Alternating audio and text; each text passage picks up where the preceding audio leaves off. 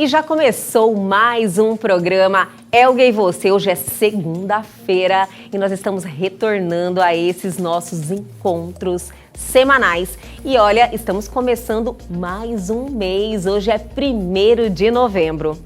O programa de hoje está assim, cheio de informação com credibilidade. Iniciamos com um bate-papo com o doutor Marcelo Mendes, mastologista, e nos trouxe aí o assunto de saúde das mamas. Nós demos uma grande guinada na cirurgia do tratamento do câncer de mama, né? Então hoje, toda e qualquer mulher que faz um diagnóstico de câncer de mama, nós vamos sempre avaliar a possibilidade dela preservar as mamas na cirurgia. E, eventualmente, se ela ainda precisar de uma cirurgia maior, se ela precisar ainda da remoção completa das mamas, nós vamos oferecer para ela a reparação imediata. Então, existem formas de se reconstruir de forma imediata uma mama. Na sequência, temos aquele bate-papo que já fica marcado com ele, Carlos Campelo. E hoje nos trouxe a gestão da impressão. O que as pessoas, quando olham para você, qual a impressão que elas têm? E tem um ditado que é antigo, né? Que diz que a primeira impressão é a que fica, né? Então a gente tem que tomar muito cuidado com o que a gente está passando para as outras pessoas. Tudo isso e muito mais aqui no Elga e Você, que já começou.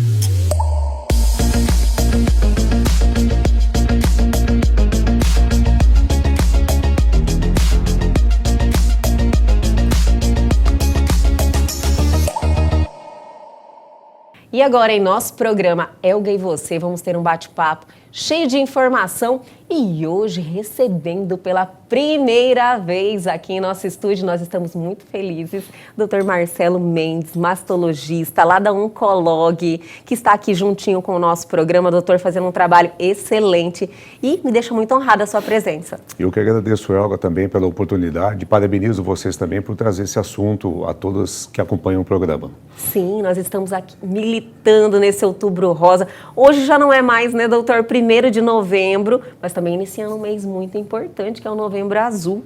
Sim, importante é levantar a atenção à saúde da mulher e também à saúde dos homens. Com certeza. E essas campanhas de conscientização, doutor, ganharam muita força, agora todo mundo abraçando essa causa e faz bem, né? Termos essa atenção com a nossa saúde nesse momento que se fala tanto em prevenção. Exato. O importante é que nas campanhas se veicule informações, né? Sim. Antes de tudo, informações corretas. A gente vive um momento em que as informações são muito fáceis, né? Na internet, nas redes sociais, mas a gente está aqui para esclarecer, tirar dúvidas e levantar informações corretas.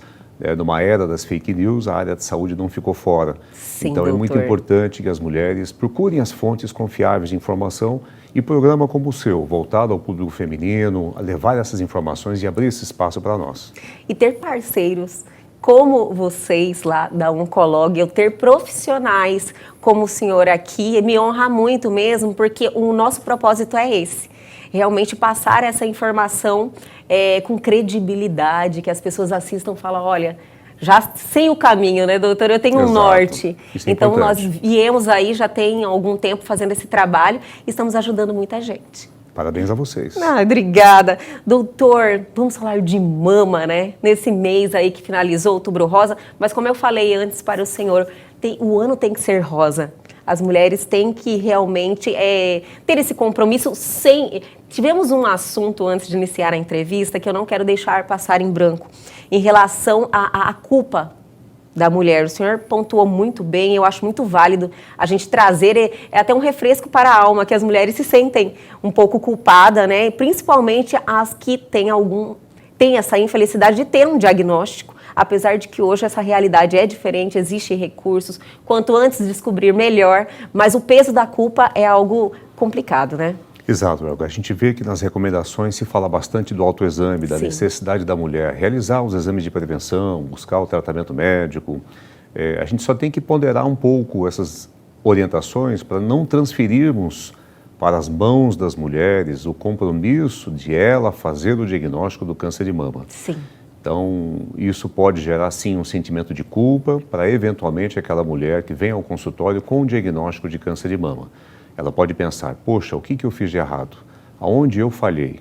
E não se falha em local algum, não há culpa nenhuma envolvida, né? O câncer de mama é um fenômeno que nem a ciência sabe ainda explicar a causa. Pode acontecer com toda e qualquer mulher. Sim. Então, o importante é que essa mulher tenha acesso ao que a medicina tem de recurso, ao tratamento, isso é o mais importante. Sim. Então, eventualmente, se você, mulher, vier a passar por um diagnóstico de um câncer de mama, não sinta o peso da culpa. Você não é responsável pela proliferação das tuas células. Né? O nosso corpo, existem muitas funções que não dependem da nossa vontade. Então, nós não conseguimos controlar absolutamente todas as funções do nosso corpo. Nós podemos, sim, enfrentar alguns problemas durante a vida que possam surgir, sem muitas das vezes depender da nossa própria vontade. Então, é importante, sim, né? Aquelas que tiverem facilidade de se tocarem, sim, se toquem. Aquelas que se sentirem incomodadas ou confusas, numa consulta ginecológica, peça para o ginecologista examinar as mamas. Ou, eventualmente, se você consulta um especialista como eu, um mastologista, né, nós estamos ali também nos consultórios para esclarecer, para examinar, para tirar dúvidas, para compartilhar esse compromisso do cuidado com as mamas e do diagnóstico. Então, vocês mulheres não estão sozinhas, vocês não têm o compromisso de sozinhas identificarem qualquer anormalidade nas mamas. É verdade, doutor. Realmente tem uma impressão, né? Que essa transferência de responsabilidade.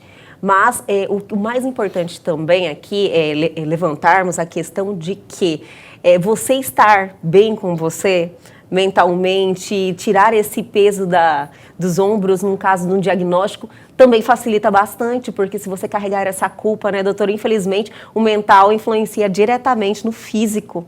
E você já está aí com esse sobrecarga, diríamos assim, né, de um diagnóstico de câncer. Então, você tem que se ajudar, cuidar do seu psicológico, esquecer o que ficou para trás e enfrentar o que vem pela frente, não é verdade? Sim, com certeza. Assim, a questão do tratamento, eu digo sempre para o paciente, a questão mais fácil é nós realizarmos o tratamento. Porque o tratamento são etapas a serem cumpridas de forma bem objetiva, bem racional. Então, os protocolos são muito bem definidos, grandes avanços foram feitos no tratamento do câncer de mama. Então, alguns estudos mostram, por exemplo, que há 30 anos atrás, 90% das mulheres faziam quimioterapia.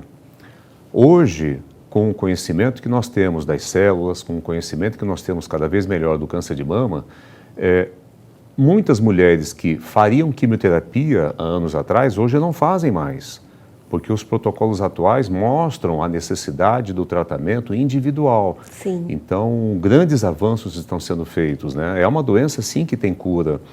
Então, é muito importante. É tão bom falar isso, né? Tem cura. Sim, tem cura. Cada vez mais o conhecimento se amplia, né? Então, o conhecimento ele é dinâmico. Não existe verdade absoluta. Nós não tratamos a mulher como se tratava 15 anos atrás. Os protocolos já são mais atuais. Ainda tem esse estigma, né, doutor, das gerações anteriores, que infelizmente se debilitavam muito em um tratamento, a chance de cura eram menores, então as mulheres ainda vivem essa sombra, não é verdade? Sim, são aqueles mitos que permanecem no inconsciente, né? Principalmente aquelas que tiveram casos na família, viram a situação desenvolver em uma outra época. Sim, outras realidades, né? Então, a gente lida assim quando se fala do câncer, de uma forma geral, existe um imaginário na cabeça das pessoas, né? Elas acreditam que, por exemplo, alguém fazendo quimioterapia é alguém que está careca, magrinho e está muito debilitado. E a gente vê, a realidade não é essa, né? Então, o tratamento... Hoje eu encontro pacientes que você não consegue nem falar que ele está fazendo tratamento. Exato, porque existe aquele, digamos, um arquétipo, né? Um imaginário que a gente tem, uma ideia pré-concebida, né? Então, só que esses mitos levam tempo para serem eliminados, né? A mesma coisa em relação, por exemplo, à postura, que às vezes é muito comum nós encontrarmos de dizer, a pessoa está lutando contra o câncer, é uma luta. Essa visão de luta é uma visão, até certo ponto, masculina. Colocar dessa forma é uma visão de batalha, é uma visão de guerra. E quem vai para uma luta tem que ir com agressividade. E não é essa a postura que alguém precisa ter quando se faz um diagnóstico. Perfeito, doutor. Eu nunca parei para pensar. Sim, eu particularmente, Marcelo Mendes, como médico, eu sou totalmente contrário ao slogan luta contra o câncer. A doença é um fenômeno que nós não conseguimos explicar muito bem, mas muitas vezes ela pode ser que ela não esteja totalmente contra o indivíduo. Sim.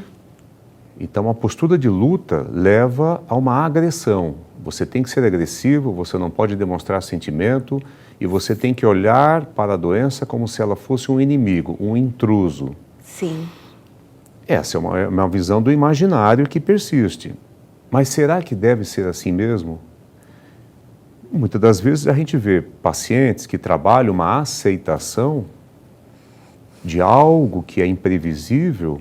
Sim. E que muitas das vezes não dependeu nem da vontade dela, mas ela simplesmente aceita aquele fato como ele é, como ele veio, como ele aconteceu. E isso faz com que ela trabalhe emocionalmente de uma forma muito mais positiva, a favor da vida e não contra, independente do resultado que ela pode vir a ter do tratamento.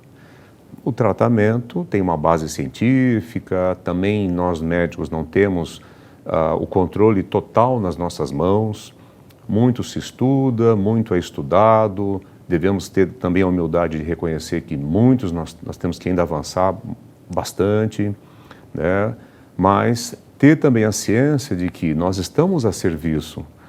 A ciência está a serviço da humanidade, como você bem colocou. Sim. Mulheres que trataram de câncer de mama 40, 50 anos atrás, receberam um tratamento que hoje não se faz mais. Mas naquela época era o que se tinha disponível. Assim é com inúmeras doenças, né? Muitas delas doenças infecciosas que nós já erradicamos, como a poliomielite. Então, em prol do quê? Do conhecimento científico, a ciência em prol da humanidade. Veja o exemplo que nós estamos lidando com uma pandemia, com a Covid. Verdade, doutor. E de que em pouco tempo a ciência teve uma resposta. Então, nós precisamos confiar. É mais um momento em que precisa haver uma confiança. Eu vejo na questão sanitária, na questão de saúde, eu vejo a sociedade com uma grande crise de confiança. Então, é muito importante que as pessoas confiem na medicina. A medicina, ela não vai conseguir resolver tudo, mas ela está a serviço da humanidade. Nós, médicos, estamos a serviço das pessoas. Então, nós que estudamos o câncer de mama, estamos a serviço das mulheres. E muita evolução nós já conseguimos. Como você comentou, a possibilidade de uma cirurgia reparadora. Sim. Décadas atrás, não se dava tanto valor à questão estética na cirurgia do câncer de mama.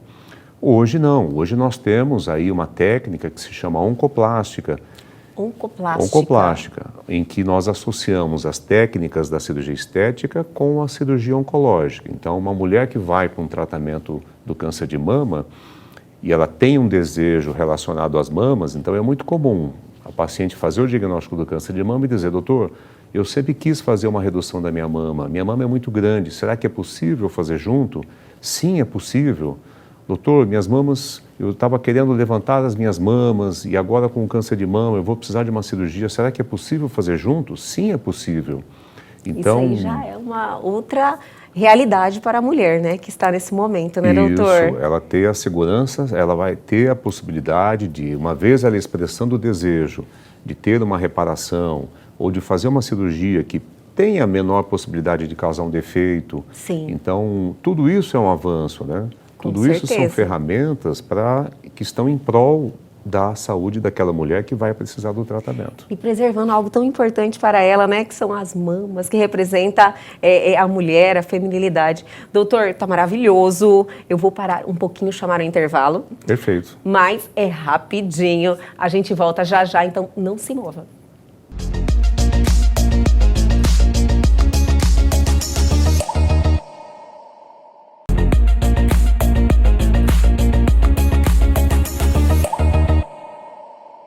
Estamos de volta hoje recebendo o Dr. Marcelo Mendes, da oncóloga, mastologista, em um mês importante pela primeira vez em nosso programa. Quero te agradecer novamente, doutor. Obrigada pela presença. Obrigado, Ergo. Fico bastante agradecido também. Doutor, finalizamos o bloco anterior, nós estávamos falando aí sobre a reconstrução mamária, sobre que a evolução que teve, que antes a mulher, tendo um diagnóstico de câncer de mama, já tinha a ideia que eu vou perder a minha mama. E hoje a realidade é totalmente outra, né, doutor? Sim, Olga, a gente lembra que décadas atrás, né, até a década de 80, o início dos anos 90, a única cirurgia aceita como segura para o câncer de mama era a remoção total das mamas, né, que nós chamamos de mastectomia. E aí, quando surgiu, né? sim, quando surgiu o recurso, né, da radioterapia, alguns autores, né, decidiram então avaliar a possibilidade de fazer uma cirurgia menor, sempre que possível, complementando com a radioterapia, e isso ao longo de 20 anos de estudo se mostrou eficaz. Maravilha. Então nós demos uma grande guinada na cirurgia do tratamento do câncer de mama, né? Então hoje, toda e qualquer mulher que faz um diagnóstico de câncer de mama, nós vamos sempre avaliar a possibilidade dela preservar as mamas na cirurgia. E, eventualmente, se ela ainda precisar de uma cirurgia maior, se ela precisar ainda da remoção completa das mamas, nós vamos oferecer para ela a reparação imediata. Então, existem formas de se reconstruir de forma imediata uma mama. O uso do silicone é uma delas. Perfeito. E outras cirurgias mais complexas que envolvem, por exemplo, enxertos de pele, né? Sim. Então, o implante de silicone, assim como na cirurgia estética, para o tratamento do câncer de mama, ele traz essa possibilidade de reconstrução de uma mama com o uso do silicone. Isso é maravilhoso, porque tira o que mais assombrava as mulheres, que é perder o seu símbolo, né? Como eu falei no final do bloco anterior, né, doutor? E hoje tem reconstrução de auréola, talvez não fique com o mesmo visual de antes, mas fica bem próximo disso. Sim, é lógico, uma cirurgia de reparação, assim também como uma cirurgia estética, né? Nós temos limitações. Sim. Então, lógico que nós estamos muito aquém ainda, tecnicamente, de garantir o mesmo resultado para cada paciente. Sim. Então, individualmente, nós temos bons resultados, existem características bastante individuais e é sempre um desafio a cirurgia de reparação. Mas é uma possibilidade, né? É importante a mulher que faz o diagnóstico de câncer de mama, ela saber que esse tema vai ser discutido. Nós vamos discutir a possibilidade da preservação, como fazer a cirurgia para causar o menor dano possível, né? Mesmo tendo as limitações que qualquer cirurgia tem. Até a década de 1970, até o começo da década de 80, a única cirurgia admitida para um câncer de mama era a retirada total das mamas. Uhum. Depois começou a surgir a radioterapia, e aí eles disseram, bom, peraí, será que se a gente retirar só o tumor, preservar a mama e irradiar essa mama, será que nós não vamos ter o mesmo resultado de cura e sobrevida? E levou-se quase 20 anos para se provar que isso era possível. E seguro, né? Seguro, e depois disso passou-se a ser admitido uma cirurgia que preservasse as mamas. E o professor Humberto Veronese foi um dos que trabalhou e evidenciou dentro do Instituto com estudos que é realmente uma medida segura. Então ele ficou muito reconhecido internacionalmente por um dos precursores da cirurgia conservadora de mama. E ele tem uma frase muito emblemática que ele diz: é muito fácil retirar um tumor da mama de uma mulher, mas é muito difícil retirar da cabeça dela. E isso é uma reflexão, né? Assim, a vivência, para o homem é mais fácil, às vezes, ele virar a página. Então, o homem teve câncer de próstata, às vezes ele consegue virar a página, não toca mais no assunto e ponto final. E a mulher tem mais um envolvimento, então você vê que, assim, o envolvimento é maior com o tema, com o assunto, com o envolvimento com, né, com outros, então se solidariza, com as outras se voluntaria para ir lá acolher. É que a mulher é mais emocional. Isso é mais do feminino. Então, o feminino tem esse acolhimento. Sim. Ela quer compartilhar, ela quer ajudar outras mulheres que estão também vivenciando algo parecido. Então, isso é do feminino. Por isso que é normal isso acontecer entre as mulheres, né? De você pegar, você também teve, eu tive também, então vamos aqui reunir, vamos fazer uma palestra, vamos levar esse assunto, vamos acolher outras também. Vamos tentar ajudar. Vamos tentar ajudar. Então, A única reflexão que a gente faz é isso. Até onde isso, até onde isso é positivo para você, mulher. E vocês podem sofrer muito mais com esse comportamento. Você, na realidade, você não supera nunca aquela questão, né? Você vivencia aquilo ali sempre, aquilo faz parte da sua vida. Faz parte, Você não vira a página mesmo, doutor. Eu nunca parei para pensar nisso, doutor. Eu nunca parei para pensar nisso. Então, até onde isso não mantém o tema em evidência? Em evidência na sua vida, você não vai esquecer daquilo que você passou. E até onde você teria o direito de dizer, pronto, virei a página. Já virei a página, segue em frente. Não quero, não me chama mais para falar do assunto, não quero mais, não quero me envolver, não quero mais me envolver. Então... É que cada pessoa é única mesmo, né? Eu sou uma pessoa que eu sigo em frente sempre. Sim. Sou fácil virar a página para mim. Sim. Ah, não deu certo, não, tchau, já foi, já tô. Eu sou assim. Mas é bem provável que os psicanalistas diriam para você, esse é o seu lado masculino.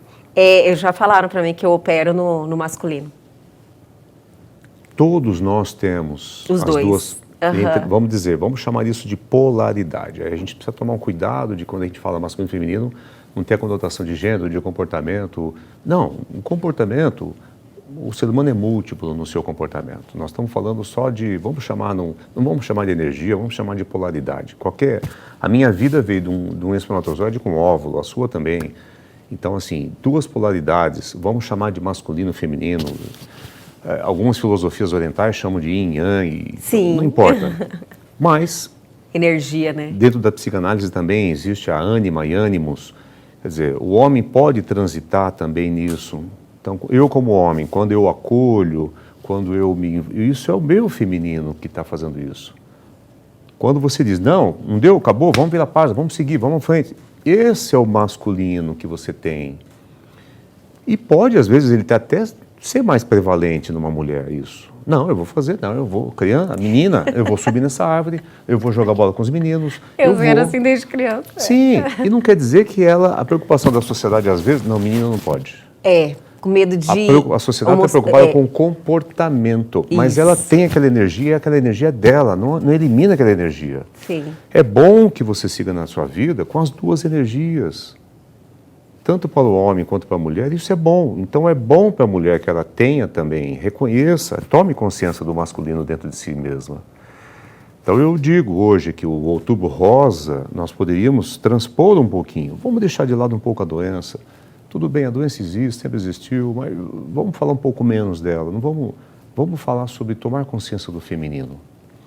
O feminino que para vocês mulheres, há muito pouco tempo, na nossa sociedade ocidental, no mundo ocidental, há muito pouco tempo, vocês estão se libertado de coisas. Há muito pouco tempo. Certeza. Se você conversar com a sua mãe, conversar com a sua avó, o que você conquistou, a sua geração está podendo ocupar, fazer, é coisa que sua mãe talvez não fazia. Imagina a sua avó. Então é muito recente. É um mundo muito diferente. É muito recente. A liberdade que vocês estão encontrando é muito recente. Então, nós temos aí mais de 1000 anos do mundo ocidental em que a mulher, totalmente voltada ao mundo familiar. A mulher não podia exercer a arte de cura. Na Idade Média, a mulher era queimada viva, era tida como bruxa. Era bruxa, ela exercia a arte muito escondida. Hoje, muitas faculdades de medicina, mais de 50% são mulheres.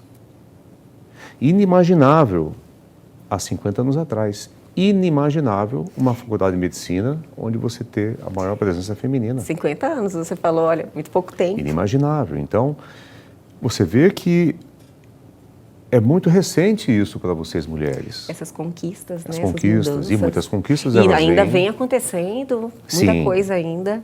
Então, é lógico que, para romper tudo isso, às vezes vem um comportamento totalmente confronto. Primeiro se confronta para ganhar um espaço. E depois, talvez, aconteça um equilíbrio. Então, talvez esse seja o momento de começar a tomar consciência do equilíbrio. Também acho. Tomar a consciência do equilíbrio. Então isso, se você pegar, por exemplo, a mulher começou a trabalhar, ela começou... no início, ela não tinha nem licença maternidade. A lei não previa. Depois, com o tempo, tá bom. Tá, você está trabalhando, então, ó, te dou 4 meses, ok? Alguns países já dão 1 ano. Alguns países na Europa, às vezes a mulher tem 1 ano de licença maternidade. 1 ano. 1 ano de licença. Você vê o quanto eles valorizam esse início, sim, que é muito importante, né, da formação. É uma sociedade que toma consciência de dizer, ok, as nossas mulheres vão poder trabalhar, as nossas mulheres vão poder seguir uma carreira. Quando vier a maternidade, nós vamos dar condições para que ela possa se dedicar à maternidade, mas também manter a carreira.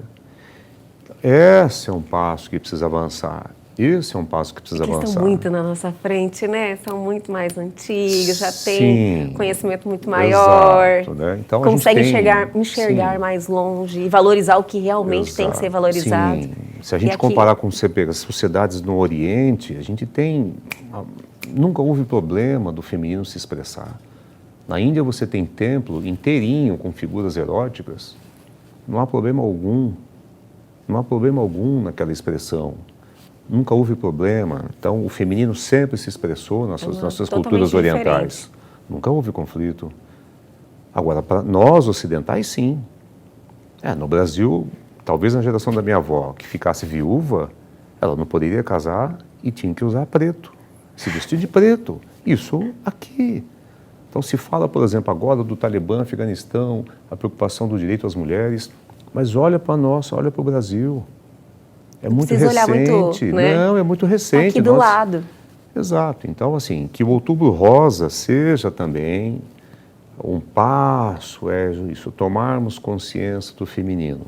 Muito mais além. Mais além, mais amplo, exato. Isso. Começarmos a ter uma discussão mais ampla. Eu tenho uma filha mulher. Tem. A minha filha mulher é negra. Então, eu já imagino desafios que ela vai ter.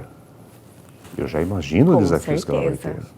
Então, nada melhor que nós, homens, tomarmos consciência desse feminino e nada melhor que uma mulher tomar consciência também do masculino. Porque se eu também renego o feminino e a mulher renega o masculino, não é o melhor caminho. Também concordo. Nas relações, precisa ter esse equilíbrio, né? Eu acho que a gente tem que olhar como ser humano. Falar, nossa, já que nós estamos juntos aí, querer a felicidade do outro, o bem do outro. São 2 possibilidades, Elga. Se você tem isso bem resolvido dentro da sua consciência, esse masculino vai te ajudar. Eu vou fazer, eu vou ocupar, eu vou ter minha carreira. Isso é o lado masculino. Então, vira a página, vamos seguir, vamos. Pra frente que se anda. Hoje eu ainda falei isso, pra frente é que se anda. Sim, então esse é a energia do masculino, sim, que toda mulher não tem ré, né, doutor? Que toda mulher tem. Né? Eu adoro essa frase. Sim, então... Pra frente. Agora, você equilibrando o feminino, ótimo, você vai transitar nos 2 lados. Então, na tua vida profissional, você está transitando aqui. Então, por que abolir? Porque é o que se pega na infância, né? A menina não pode isso, você tolhe aquela energia na menina. Tem que ser princesa. Sim. Tem que brincar com boneca. A mesma coisa com o homem. Não pode chorar, o menino não chora, não pode chorar. Tal. Então, você está tolhendo nele uma energia que é natural dele também, o feminino que está dentro dele, de poder se expressar, de poder ter um olhar um pouquinho diferente, não enxergar o mundo só como uma batalha. Esse olhar é do masculino. Por isso que essa expressão, a luta contra o câncer, esse olhar é do masculino. Sim. Isso é um inimigo, vamos lutar. Quem que lutou sempre na humanidade? Foram os homens.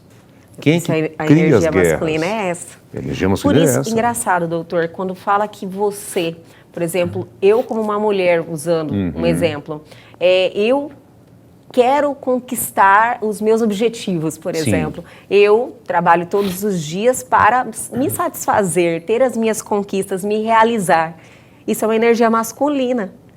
O senhor entende o que eu estou querendo dizer? Sim, com certeza. Né? Porque é da humanidade, né? É da humanidade. Você pode trabalhar nos 2 polos e muitos de nós temos, às vezes, uma só coisa.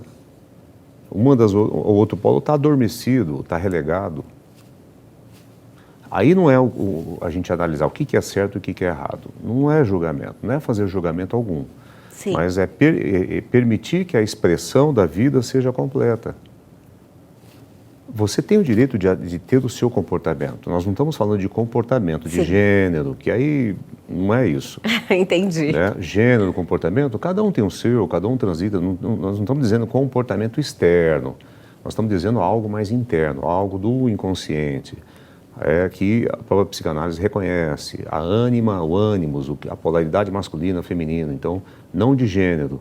Mas, se você analisar traços de comportamento, é o que você falou. Quando eu digo, eu vou atrás, eu vou em buscar, eu vou colocar, é um traço do comportamento masculino. Que a mulher pode ter, não há problema algum. Sim, deve até. Deve até. Até mesmo o homem que tem o acolhimento, ele consegue ouvir. O homem também precisa ser ele mais. Ele acolhe, ele tem um espaço para parceria, companheirismo, se dedica. Então ele pode permitir que essa característica também aflore, sem problema algum. E não é julgamento de gênero, nós não estamos falando de gênero. Não é fraqueza. Não é fraqueza. E não comportamento de gênero, nós não estamos falando sobre sexualidade, comportamento. Sim. Não tem nada a ver uma coisa com a outra. Né? Mas é isso, eu acredito que o Outubro Rosa e o Novembro Azul está aí. Por isso que é na sequência, não é, doutor? Então, no Outubro Rosa, nós homens tomamos consciência do feminino, e que no Novembro Azul as mulheres tomem consciência do masculino. E que incorpore isso dentro da sua vida, dentro do teu inconsciente. Saber que você vem, a origem da sua vida é de um pai e de uma mãe. Você tem as duas coisas dentro de você. As duas coisas dentro de você. Então, explore isso, seja por inteiro. Seja um ser humano por inteiro. Né? E a responsabilidade é nossa, né, doutor? A responsabilidade é nossa. Total. A gente nutre o que quer, não dá para transferir. Perfeito, doutor. Adorei, de verdade. Doutor, eu não quero finalizar a entrevista. Aliás, eu quero pontuar um assunto e quero convidar o senhor novamente para retornar aqui, e se o senhor aceitar, é lógico, para conversarmos sobre o silicone. Como já havíamos conversado aqui antes de iniciar a entrevista sobre a doença do silicone, que é algo muito novo, não tem nada em concreto, mas existe aí um estudo, uma investigação, poderíamos dizer assim. E o senhor, com certeza, detém muito mais informação em relação a isso. E eu acho que as telespectadoras adorariam saber a opinião do senhor em relação a essa doença do silicone, se existe, se é algo muito particular. Pode ser? Sim, lógico. É muito importante, Olga, tocar nesse assunto, né? Então, os implantes de silicone são materiais que foram desenvolvidos há pelo menos 60 anos já, né? As primeiras próteses foram colocadas nos Estados Unidos na década de 60 do ano passado, né? Sim. Então, o silicone é um material que o nosso corpo ele aceita, digamos assim. Então, o silicone ele existe na prótese de mama, a prótese peniana é com silicone, existem catéteres que têm um silicone. Então, nós já sabemos assim bastante, né, sobre o silicone e ele continua sendo um material seguro. Recentemente surgiu uma teoria sobre a possibilidade da prótese de silicone desencadear uma reação autoimune no nosso corpo. Então, o que é isso?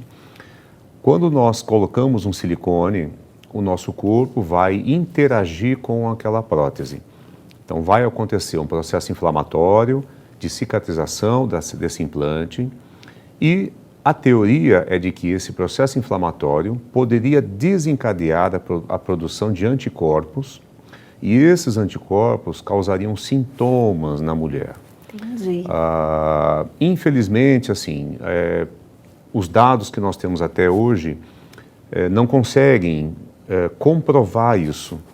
Então, ela é uma teoria, é uma suspeita de que isso possa acontecer.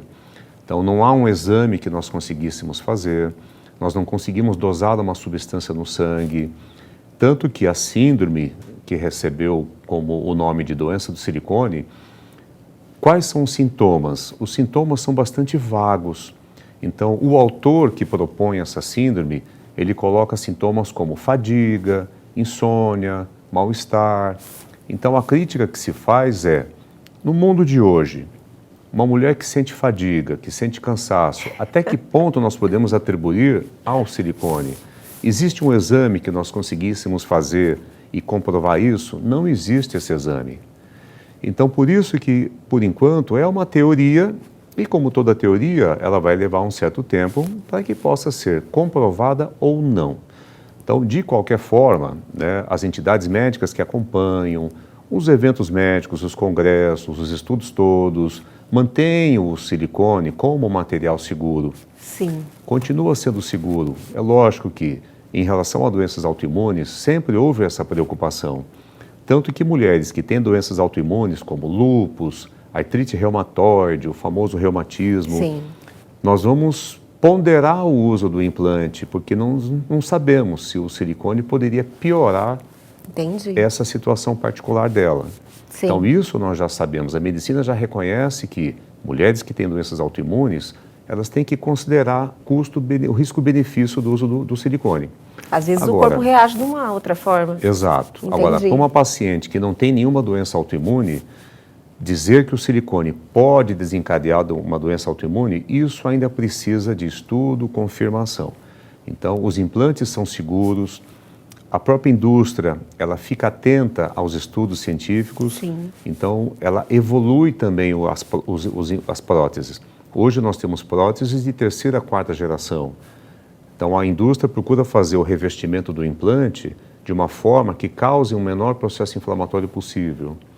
Então, se você, mulher, deseja, né, colocar um implante de mama, busque informação, agende uma consulta com um especialista, converse.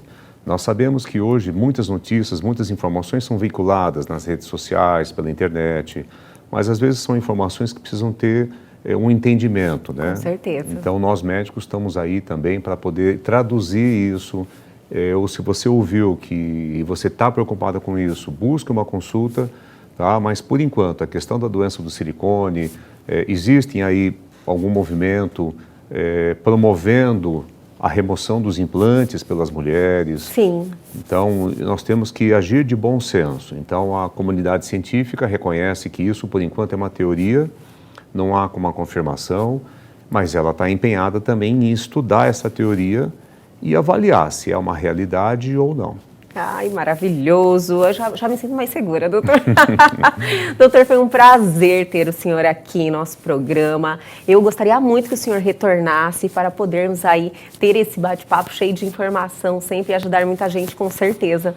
Para mim também, Olga, foi um imenso prazer estar aqui. Agradeço a você pela oportunidade, né, pelo programa que você faz em ter esse compromisso de levar informações a quem está ouvindo, quem nos está assistindo. Então, eu fico sempre à disposição. Ai, obrigada, doutor, e até a próxima. Até a próxima.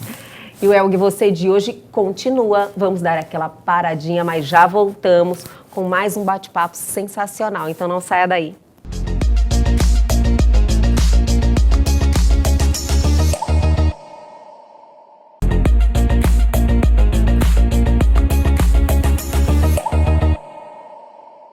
E agora, aquele momento que a gente já deixa marcadinho em nossa agenda, porque é aquele momento do bate-papo, cheio de energia com ele, Carlos Campelo. Mais uma semana iniciando aí, juntinhos, graças a Deus, né, Carlos? Graças a Deus, graças a todo bom Deus que nós estamos aqui juntos, né? Iniciando novembro. É verdade, penúltimo mês do ano. Como passou rápido, né, Campelo? Verdade, Elga. Impressionante, impressionante, né? Impressionante como que passa. Tem até uma explicação psicológica para isso, mas a gente pode até... Tem explicação?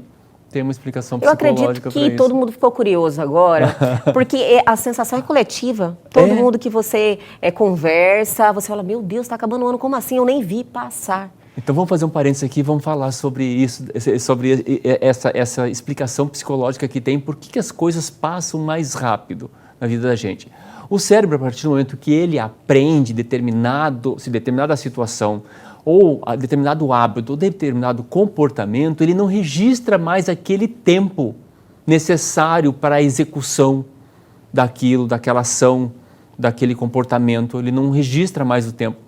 Então, conforme a gente vai passando os anos, nós vamos ficando mais velhos, mais experientes. Né? Adorei, mais experientes. Mais experientes, com mais experiência de vida, o que acontece? Vai diminuindo coisas novas, artifícios novos, eventos novos, para a gente perceber o tempo. É a mesma a sensação de quando você faz um caminho de carro, por exemplo, frequentemente. Isso. E daí você está ali no automático, dirigindo, você fala, meu Deus, como eu cheguei aqui?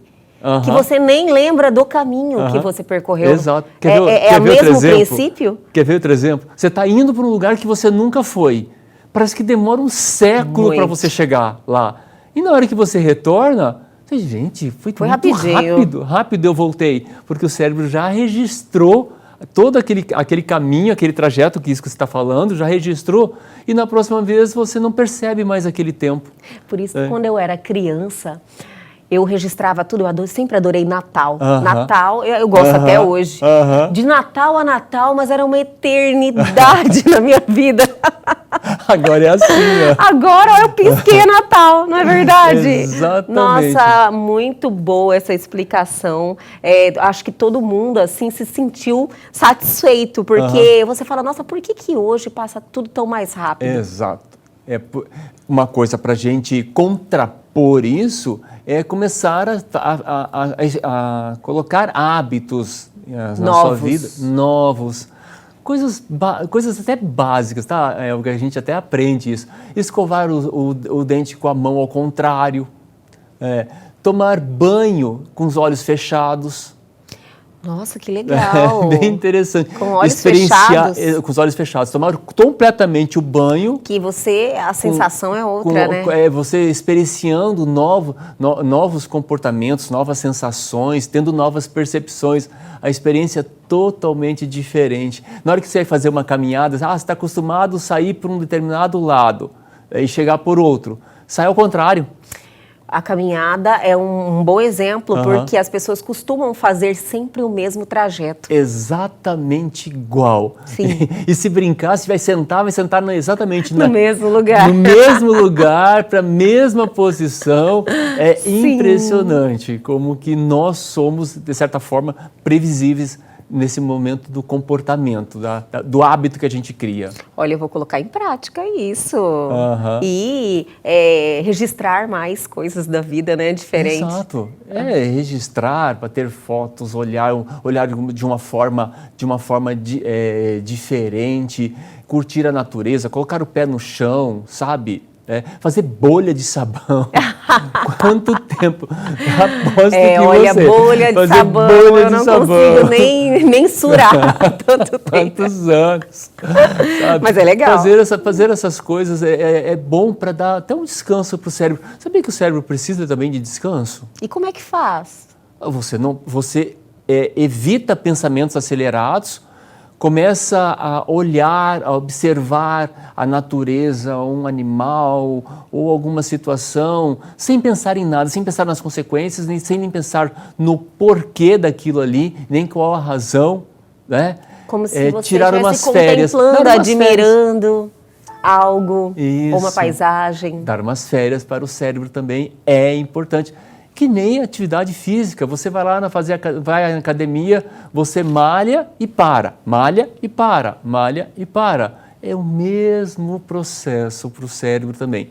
Tem que dar um descanso para ele ter rejuvenescer, ter novas percepções, novas sinapses e começar a pensar diferente, olhar para o mundo diferente, ter percepções diferentes, agir diferente. Senão a gente fica sempre naquele mesmo. E quando a gente vai pensar numa coisa, a gente pensa que está pensando numa coisa diferente. Eu uso até uma expressão assim, no final a gente está pensando mais do mesmo. Mais do mesmo. Sim, porque adorei. A gente não consegue olhar coisas novas, sair do quadrado. Adorei, porque foi tão espontâneo esse início, né? Mas qual o tema que você preparou para nós hoje, para todos nós? Né? A gestão da impressão. Gestão da impressão. Gestão da impressão. O que eu quero que as outras pessoas enxerguem em mim? Olha que legal isso. Exatamente, Helga. E assim... Gestão da impressão. Gestão da impressão. Você está fazendo gestão da impressão? Você está fazendo gestão da sua impressão? O que as pessoas, quando olham para você, qual a impressão que elas têm? E tem um ditado que é antigo, né? Que diz que a primeira impressão é que fica. Né? Então a gente tem que tomar muito cuidado com é o verdade. que a gente está passando para as outras pessoas. Então essa gestão da impressão, ela hoje está muito em evidência, principalmente por conta das redes sociais. Com certeza. Das redes sociais. E também o cuidado que eu tenho que ter com relação a esse ambiente do que eu estou passando, se é uma verdade, se não é uma verdade, o quanto que daquilo ali é verdadeiramente eu. E aí a gente passa por uns processos que também está muito falado hoje, que são as fake news, que são mentiras. E até onde essas mentiras, elas são salutares ou não. Existe um conceito que, assim, seria o topo do topo. Vamos dizer assim, de uma pesquisa que foi feita, colocando a pesquisa dos 100% dos pesquisados, 2% apresentou patologia no processo de mentir. E isso tem um nome. Tem um nome, é uma doença. É uma doença chamada mitomania. Mitomania? Não tinha ouvido falar ainda. Mas pode pesquisar. Que mitomania é o hábito de mentir. É um distúrbio, é uma patologia. Sim. É uma patologia que a pessoa mente sem objetivo nenhum. Mente sem nada. Sem necessidade. Ela tem a mania de mentir. Nessa mesma pesquisa, Helga, os números vão estar aproximados. 44% dos entrevistados nessa mentira, dessa pesquisa resultou em mentiras autoprotetivas, de me proteger. Eu minto para me proteger de alguma coisa, né? Do que o outro vai pensar, se eu vou me machucar ou coisa parecida. E 26% foi de autovalorização. Entendi. Na realidade, se você for analisar as pessoas que a gente convive, muitas vezes você se depara com isso frequentemente. Exato, Helga. A pessoa quer se valorizar. Exato. E na gestão da impressão tem muito isso. Muitas vezes tem muita mentira, porque a pessoa, ou ela quer se proteger, porque são 44% e 26%, vão dar 64%, 70% praticamente. Vai passar de autoproteção e autovalorização. Então, isso está muito interligado na gestão da impressão. O que eu quero que o outro veja? Então, o que eu quero que o outro veja em mim? É uma verdade pura e absoluta? É realmente quem eu sou? Ou é um personagem que eu estou criando para que o outro me enxergue de uma forma, né, de uma forma que seja benéfica para mim ou que me proteja de alguma coisa, de algum mal que eu acho que possa acontecer? Que vai me machucar, que vai me doer, seja fisicamente ou seja emocionalmente. Sabe o que eu acho engraçado, Campelo? Se a pessoa mente para se valorizar, por que ela não busca ser aquilo? Já que ela tem aquele conhecimento, que aquilo é melhor. Excelente pergunta que a gente pode deixar para isso. Com certeza. Se você acha que aquilo seria melhor, estaria te valorizando, por que você não coloca em prática? Seja essa pessoa. Pois é, Helga. Por que é tão difícil? Porque é mais fácil mentir? É mais fácil, Helga. Tudo que é mais fácil dentro do campo das relações, parece que a pessoa é tendenciosa a buscar isso, né? E ela se satisfaz com a mentira. Isso que me impressiona. A pessoa se satisfazer com a mentira. Ela mesma sabe que aquilo não é verdade. Exato. Entendeu? Exato. Tem até uma experiência que foi feita, Helga. E olha só, e quem faz palavras cruzadas vai até saber. Adoro palavras cruzadas. Tô até com saudade. Faz tempo que eu não faço. Mas você já recorreu lá no finalzinho que tem as respostas? Também, já recorri. Eu me rendo. Às vezes eu vou falar e estou resistindo. Pois é, olha só. Tem uma pesquisa que foi feita usando dessa mesma artifício, que tinha as perguntas e no final da apostila tinha o gabarito. É uma pesquisa, mas tinha um gabarito. Era uma pesquisa, era estimulada a pesquisa, tinha algumas apostilas com o gabarito atrás e tinha apostilas sem o gabarito atrás. Aquelas pessoas que perceberam que o gabarito estava atrás, o índice de acerto naquela pesquisa foi surpreendente, foi a grande maioria, em relação àqueles que não tinham. Entendi. Mas o mais interessante dessa pesquisa... Segura, eu estou super interessado, nosso telespectador também, mas eu vou chamar o intervalo bem rapidinho, não se mova, que a gente volta já já.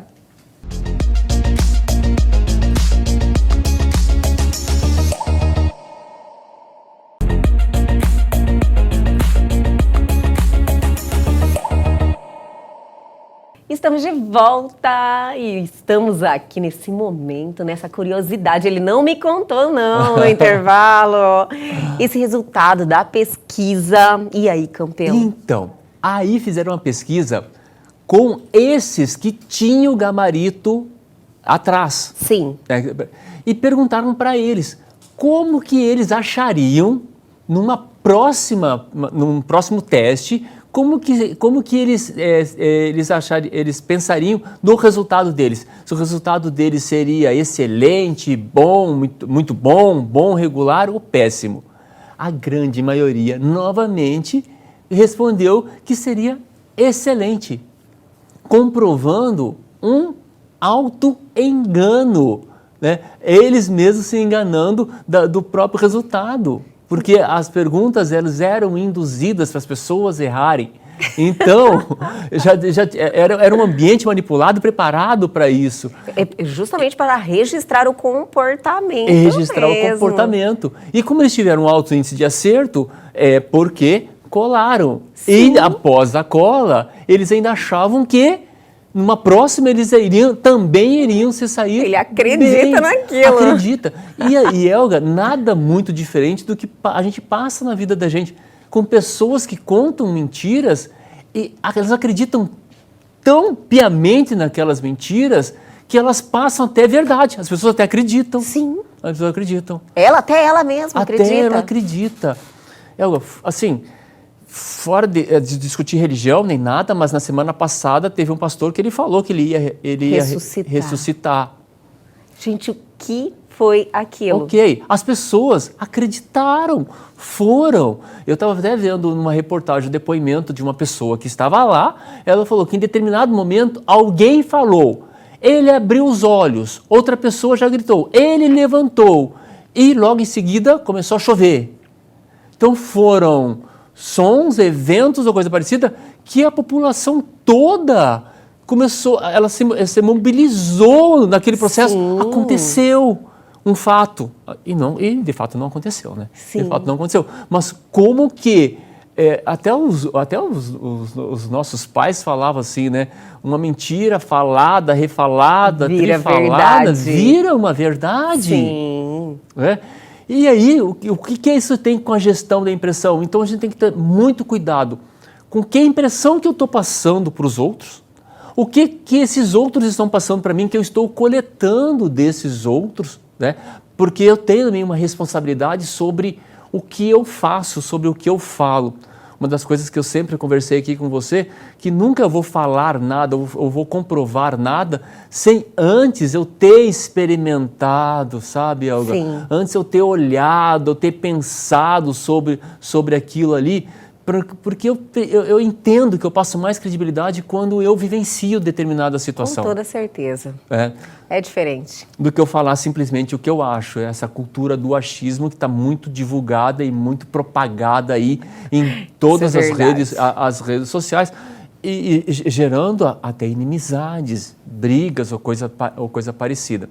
Então, voltando para isso. Essas mentiras que muitas vezes eu conto e ela pode se parecer verdade. Eu tenho que me preocupar com relação a isso, pois isso faz parte do que eu quero impressionar o outro. Se eu quero impressionar o outro pela verdade e o outro vai perceber, eu que faço uma gestão de impressão legal comigo, que faça isso que você falou. Olhe para dentro de mim. Veja o que é verdade e o que não é. E se não for verdade, que eu vá aprender, que eu vá estudar, ou até mesmo falar assim, não, isso não é para mim. Sim, nós estamos aqui para isso, não é verdade? Me veio agora a atleta dos Estados Unidos na última Olimpíada, que em determinado momento, a ginasta, ela falou, eu não vou participar, eu não estou bem para participar. Você já imaginou se ela ficasse preocupada com o que os outros iam falar, que os outros iam pensar, que detonaram ela, diga-se de passagem. Com toda certeza. Né?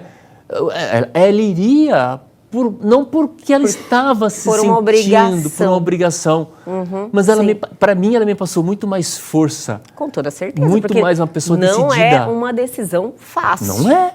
De se tomar ali, tá numa Olimpíada, aos olhos do mundo. Representando um país, dentro de um grupo, com tradição. Com tradição, e ela ficou lá, ela ainda apoiou as outras, apoiando as outras atletas, né? Então, demonstra uma segurança muito grande. Uma segurança emocional. Ao mesmo tempo, ela alegou que emocionalmente ela não estava bem, não é verdade? Exato, ela assumiu uma verdade para ela. Quantos de nós que emocionalmente nós estamos doentes e a gente não assume que não está doente para procurar um tratamento adequado para isso, e eu vou fingindo para o mundo uma coisa que eu não sou. Isso uma hora vai cair, e isso vai me penalizar. E uma das coisas bem importantes é que, geralmente, as pessoas que mentem, ela acha que ninguém está percebendo e que ninguém sabe. Entendeu? Exato. Ela acredita naquilo. E a imagem que você passa, como gestão de impressão, é extremamente negativa.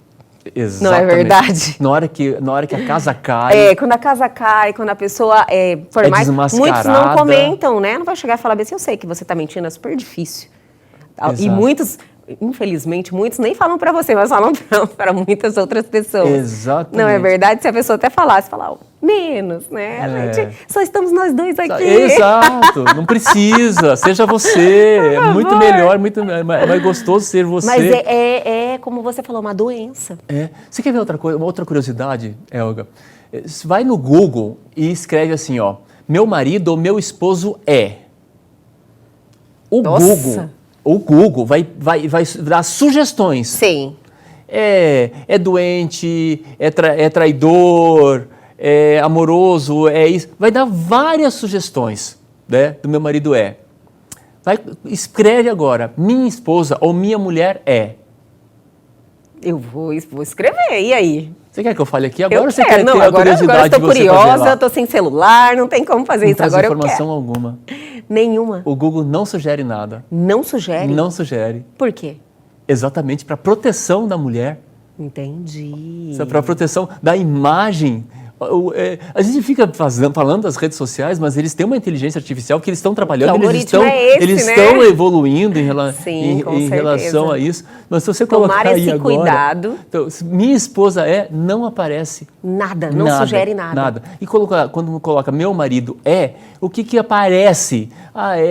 É traidor, é psicopata, é mentiroso. Do homem, no caso, meu marido aparece e da mulher não. E outra coisa que também tem nas redes sociais, dá a sugestão daquilo que é mais pesquisado. Sim. Daquilo que mais as pessoas pesquisam. Se está aparecendo termos pejorativos, é porque se é meu esposo, é porque a esposa está lá na internet passando uma relação, generalizando, tá? Lógico, mas isso não foge muito da realidade. Está passando por problemas no relacionamento não muito legal, e quando ela está sozinha, ela vai lá no Google pesquisar. Meu marido é mentiroso e devo assim, o que eu devo fazer, né? E aqui a gente até pode dar até 3 dicas do que fazer quando eu me deparo com as pessoas que mentem exageradamente. Por favor. Vamos então, às dicas. São as mais importantes. Essas são legais. Primeiro, não alimente eles. Sabe, quando a pessoa está mentindo, não dê corda. Não dê corda. Não dê instrumento para ele. Alimenta. Para ele continuar mentindo. Não dê corda. Ok, beleza, tudo bem. Você seja um bom ouvinte. Seja um bom ouvinte, que aí já vai para a segunda. Pratique a empatia. se ele está mentindo, ok, beleza, não vá querer tecer alguma opinião, não vá querer levar ele a ter uma contradição, colocar ele numa situação, ok, mentiu, beleza, tranquilo, sabe? Evita conflito. E hoje a gente vê as fake news espalhando aí, né? e as pessoas cada vez mais alimentando as suas redes com mais notícias, ou seja, mais instrumentalizando uma possível mentira, querendo transformar uma mentira numa verdade. Então não instrumentalize. Seja empático, beleza, tudo bem, você acredita nisso, ótimo, tá bom para você, tá? Desde que não me afete, né? Com certeza. E que aí já entra a terceira, aí é responsabilidade minha. Não traga para sua família, não traga para o seu meio.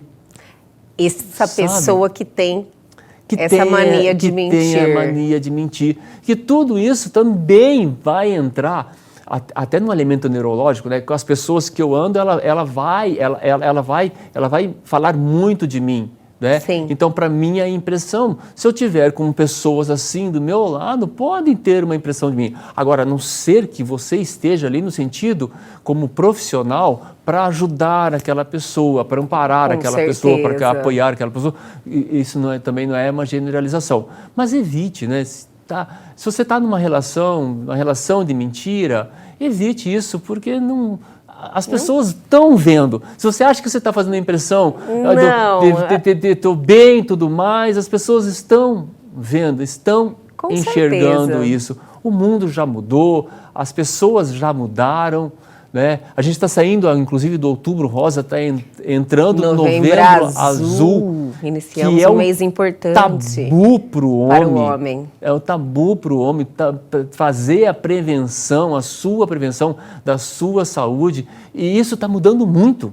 O homem já está falando, já está fazendo, já está cuidando mais, porque a verdade bate a porta, e quando bate a porta, muitas vezes é uma doença maligna, que aí não tem mais o que fazer.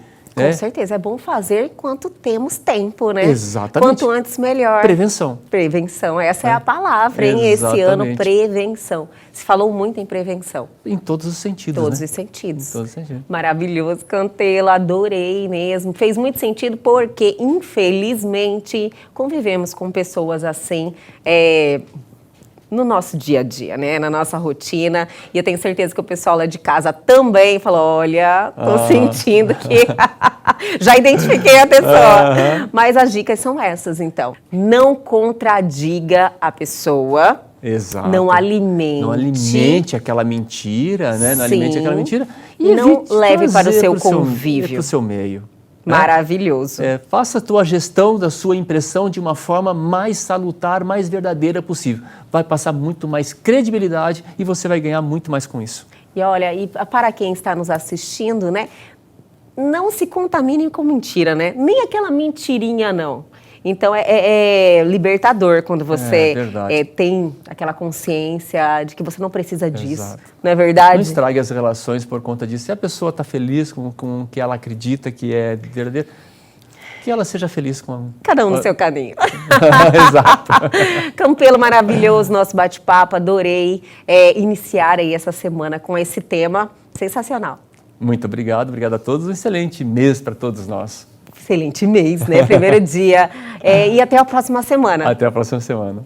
E o Elgue Você de hoje fica por aqui, mas amanhã nós estamos de volta, sempre às 21h30. Perdeu algo, quer entrar em contato com a gente? Atenção, pegue o seu celular agora e aponte a sua câmera aos QR Codes que estão aí na sua tela. Vá direto ao nosso Instagram, deixe a sua mensagem ou também para o nosso canal no YouTube. Essa entrevista e um conteúdo sensacional está lá esperando por você. Aguardo vocês amanhã aqui na TV Pantanal, canal 22.1.